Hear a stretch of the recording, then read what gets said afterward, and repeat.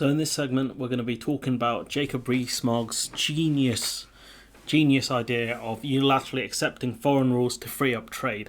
This will only free up imports and will not help exports. And it kind of feeds into Patrick Minford's idea of just getting rid or killing off manufacturing, really.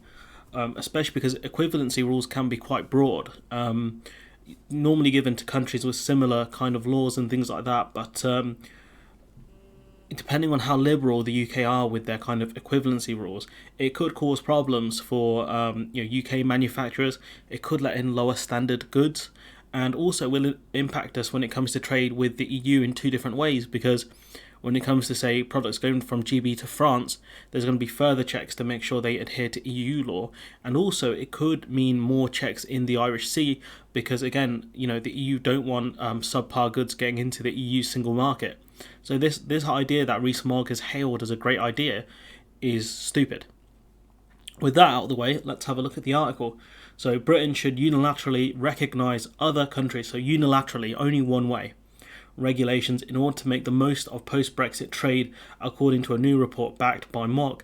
And so the idea here is to increase trade with the rest of the world in order to make it look like, we don't need the EU, we've got the rest of the world. Look, we're importing from other countries like Zimbabwe and Bangladesh and Chile.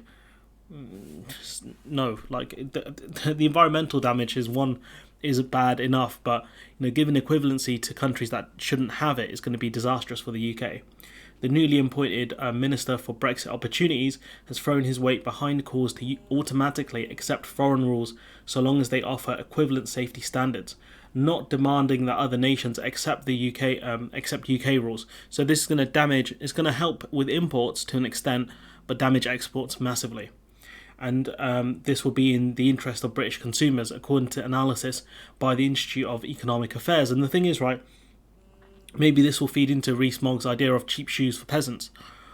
But how much is it really going to help the consumer when they're still going to have cumbersome paperwork, still going to have to go through customs and all the rigmarole that normal imports go through? All this does is kind of help imports a bit, but not a ton.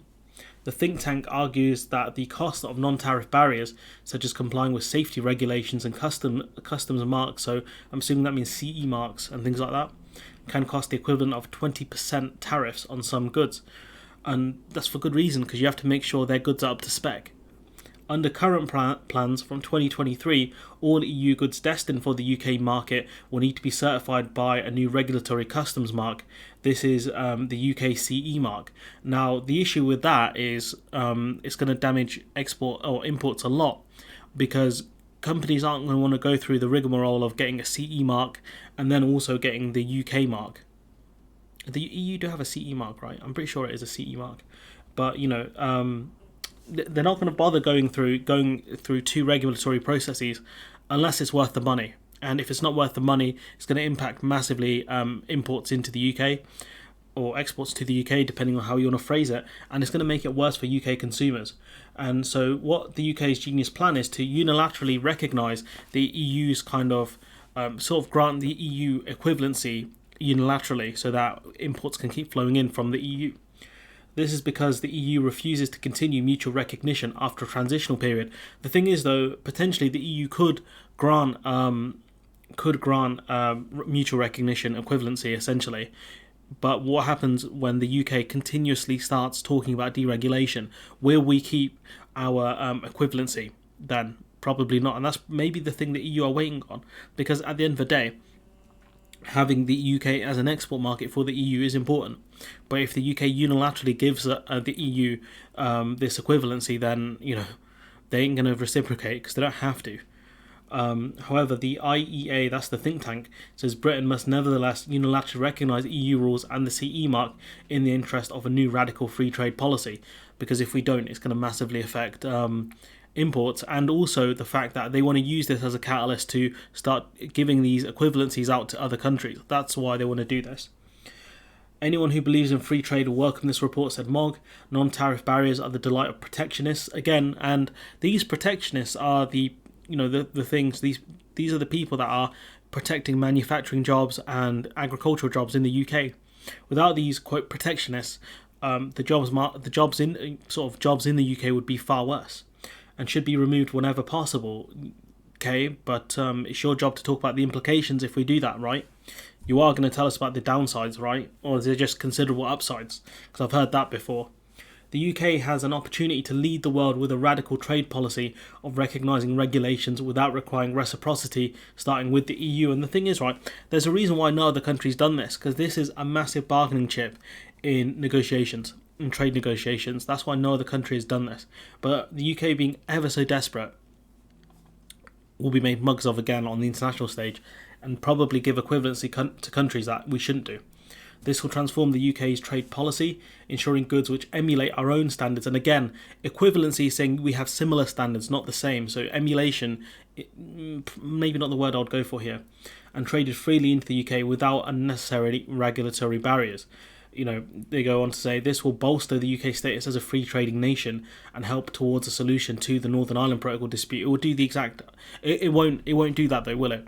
Because if the UK starts giving equivalency to countries that shouldn't have it, and we start importing goods where they are below EU standards, that's what's going to cause more problems in Northern Ireland. The idea that we need to give EU equivalency here so that goods can flow into Northern Ireland doesn't make sense. Because these are British goods going to Northern Ireland, that we're going to have to make sure that our goods are up to EU spec for them to go into Northern Ireland so that they don't blow a massive hole in the EU single market. So this quote here doesn't make any sense. The report states arguments against unilateral recognition include the risk of compromising the autonomy of the UK regulators and sacrificing leverage, but could be used as a benefit of British exporters. That's not true. It's not going to help British exporters. It's not good. How will it help British exporters? By giving equivalency to other countries. This will only help British importers, not exporters. Like, whoever wrote this report is a funny person. But the gains from unilateral recognition would outweigh these potential disadvantages. Will it though? So I don't think it will. If it would, other countries would have done so by now. But they haven't. Gee, I wonder why. UK government sources this month bemoaned the bloc's unwillingness to consider new ideas to end the deadlock, accusing the EU of dragging the talks into trench warfare. This is trench warfare, son! But the simple fact is that's about the Northern Ireland Protocol. But the issue is that with this idea about doing unilateral recognition of standards doesn't make any sense. It cedes control to foreign nations. This is from David Henning. In effect, outsourcing the UK's regulations to other countries by accepting all of their products is an interesting angle of taking back control. It isn't completely ridiculous as a trade idea, but it isn't going to happen though. Given other countries wouldn't reciprocate, UK exporters wouldn't be helped, and that's the point. It will help importers, but not exporters. I suggest the IEA report on which this is based on should be seen as part of the strand of Brexit thinking, which basically says, who cares about manufacturing, hence why it isn't going to happen. The Patrick Minford idea. He was one of the ones the ERG cited a lot. The cynical Ramonas, like myself, may note how quickly we moved from settling our own regulations is crucial to actually accepting those coming from elsewhere. The realization perhaps the world isn't revolving around us. And the simple fact is, even if we grant other countries equivalency, and it does help our imports, right? It's not going to really, I don't think it's going to have a massive impact on the cost of living, because these countries will be very far away, and that will come at a cost in itself. There's a reason why countries that are near to each other geographically trade a lot more with each other, because it's easy, or easier at least, than trading with countries that are, hundreds of miles away. But anyways, I'm going to leave it there. Let me know what you think of Mogg's genius idea.